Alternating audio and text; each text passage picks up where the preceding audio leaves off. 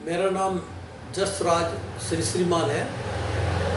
मैं 73 वर्ष की उम्र का हूँ और हैदराबाद में चार्टर्ड अकाउंटेंट एवं एडवोकेट की प्रैक्टिस में गत 44 ईयर से मैं कर रहा हूँ। मैंने 1990 के अंदर जब मुझे ये मालूम हुआ कि हैदराबाद के समीप में एक अल कबीर कत्ल खाने के नाम से एक बहुत बड़ा मैकेनाइज्ड बूचड़ खाना स्थापित होने जा रहा है, तो मेरा दिल दहल उठा और मैंने सोचा कि इस राक्षसी कत्ल खाने को बंद जरूर करवाना चाहिए। इस कत्ल खाने में प्रतिरोज 5000 से ज़्यादा गाय, बैल, भैंस, बकरे आदि जानवरों का कत्ल होने का प्रावधान था। मैंने सोचा कि अगर इस तरह से ऐसे यांत्रिक कत्ल खाने अगर देश के अंदर बनते जाएंगे तो हमारे देश की पशु संपदा आगे आने वाले दिनों में कुछ ही वर्षों में पूरी की पूरी समाप्त हो जाएगी। और आज जो हमारा जो ये प्राकृतिक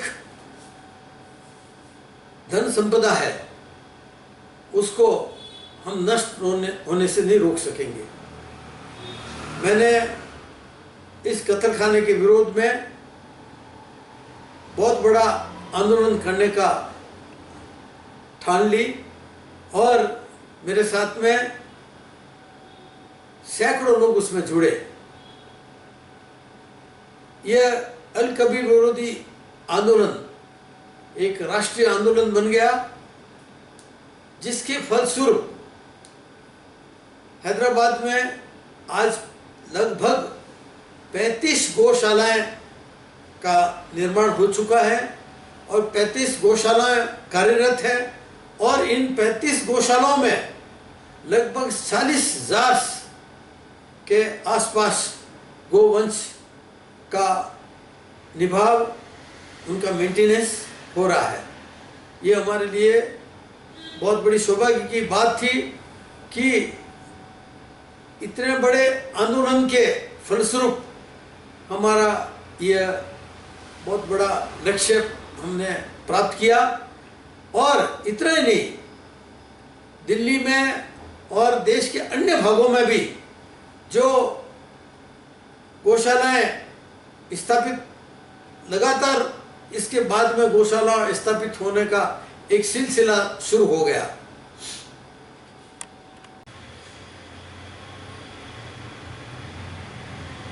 उन्नीस सौ 90 के मध्य में अल कबीर कत्ल खाने के विरोध में हमने यांत्रिक कत्ल खाना विरोध समिति के नाम से एक संस्था का गठन किया गया और उस संस्था के अंतर्गत बहुत ही बड़े राष्ट्रीय लेवल पर इस कत्ल खाने का विरोध शुरू हो गया। इसके पश्चात कई और संस्थाएं इसमें जुड़ी। मैं भारतीय प्राणी मित्र संघ का अभी अध्यक्ष हूं। गोवंश हत्या एवं मांस निर्यात निरोध परिषद दिल्ली का भी मैं राष्ट्रीय अध्यक्ष हूं। पशु बलि निर्मूलन महासंघ का भी मैं अध्यक्ष हूँ। अहिंसा महासंघ का मैं मैनेजिंग ट्रस्टी हूँ और महावीर कैमल सेंचुरी का मैं अध्यक्ष हूँ। और ऐसे प्राणी दया और एनिमल वेलफेयर से संबंधित कई संस्थाओं से मैं जुड़ा हूँ। मैंने ये जब आंदोलन शुरू किया उसके पश्चात हमने जगह जगह पर जो अवैध रूप से जो गोवंश कटने जा रहा था उनको हमने रोक करके उनको कानूनी मदद से उनको बचा करके गौशालों में भेजा गया। उसी समय मेरे मन में आया कि मुझे कोर्ट में लड़ने के लिए बड़ी तकलीफ हो रही है, तो मैंने अपना चार्टर्ड अकाउंटेंसी का सर्टिफिकेट ऑफ प्रैक्टिस मैंने त्याग कर दिया, उसको कैंसिल करवा दिया और मैंने एक एडवोकेट के रूप में एनरोलमेंट करा करके मैं लीगल साइड में प्रैक्टिस करने का मैंने ठान लिया। इसके अलावा मैं इनकम टैक्स में एक्सपर्ट हूँ और जो दूसरे लीगल जो जितने भी जो लीगल है इससे रिलेटेड मैं उनमें काफ़ी जानकारी रखते हुए मेरा ये सौभाग्य था कि 2005 में उच्चतम न्यायालय ने एक बहुत बड़ा ऐतिहासिक निर्णय दिया।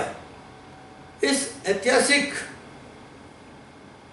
निर्णय में जो कि 50 वर्षों का जो विवाद चल रहा था उसका निपटारा करते हुए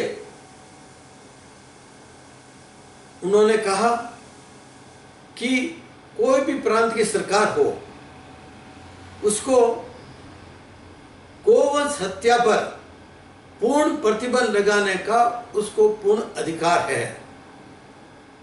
आपको याद होगा कि 1994 में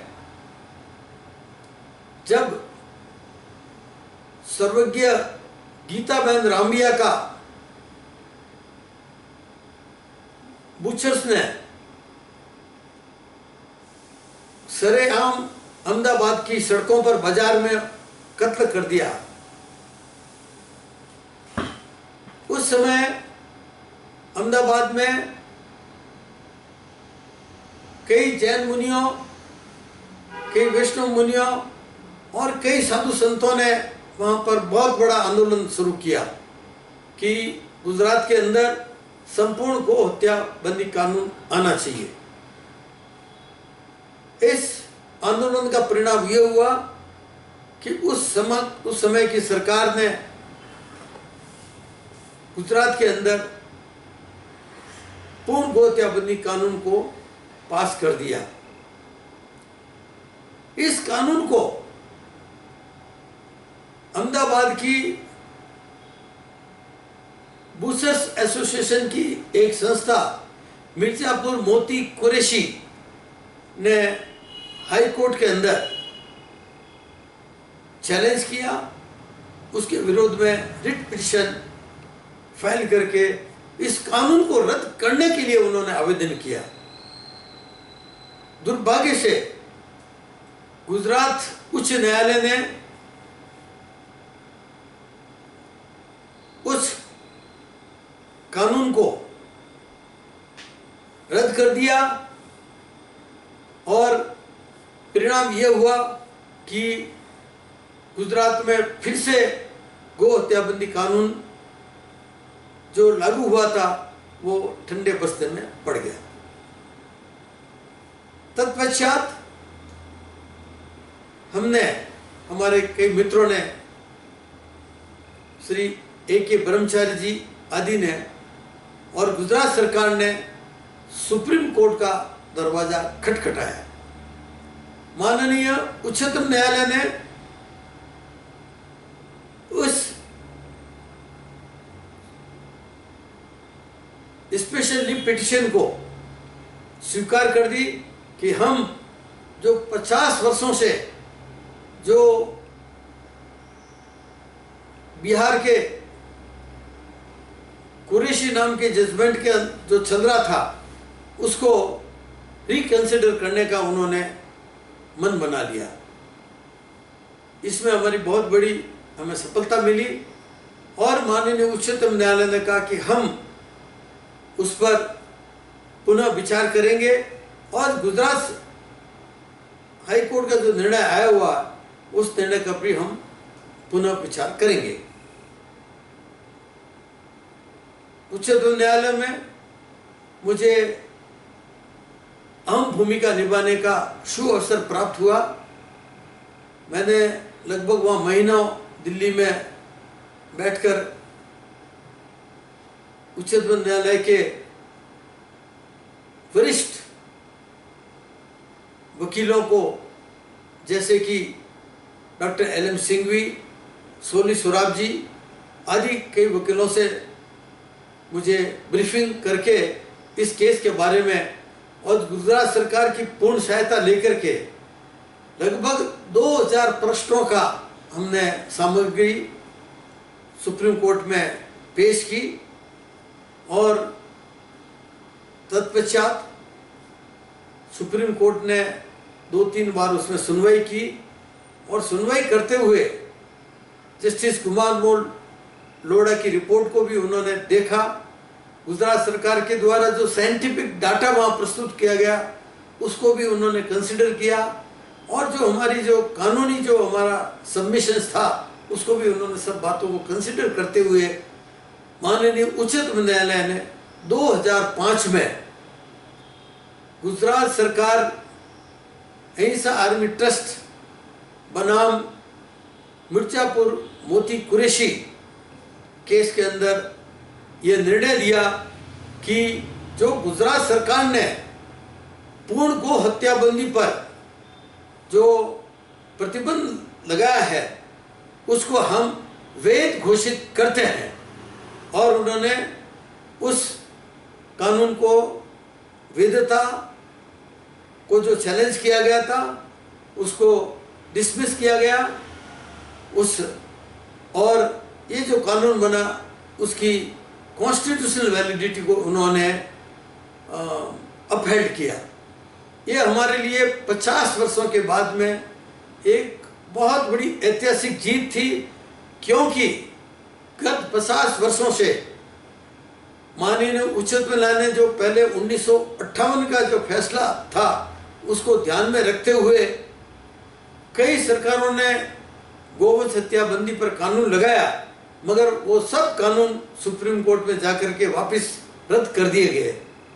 मगर ये 7 जजों की जो बेंच जस्टिस लाहौटी की अध्यक्षता में जो कॉन्स्टिट्यूट हुई थी उन्होंने इसमें अपना बहुत ही ऐतिहासिक सुंदर और बहुत ही कंसिडर्ड जजमेंट देते हुए आर्टिकल 48 संविधान की धारा को बहुत ही अच्छी तरह से उसकी व्याख्या करते हुए इन्होंने निर्णय दिया क्या कि राज्य सरकारों को ये अधिकार है कि वो वहाँ की परिस्थितियाँ देखते हुए अपने यहाँ गोवंश हत्या पर पूर्ण प्रतिबंध लगा सकती है। और आप सबको मुझे बताने में बड़ा और मुझे खुशी हो रही है कि इसके तत्पश्चात कई सरकारों ने जैसे कि राजस्थान सरकार, मध्य प्रदेश सरकार, उत्तर प्रदेश, दिल्ली सरकार, पंजाब, हरियाणा, इस प्रकार के छत्तीसगढ़, असम, कई सरकारों ने पूर्ण गो हत्याबंदी का कानून लाया और उन्होंने अपने अपने प्रांतों में पूर्ण गो हत्याबंदी कानून ला करके एक बहुत बड़ा इतिहास रचा और जिससे लाखों लाखों गोवंश प्राणी हमारे बच गए और गोवंशों की रक्षा हो गई।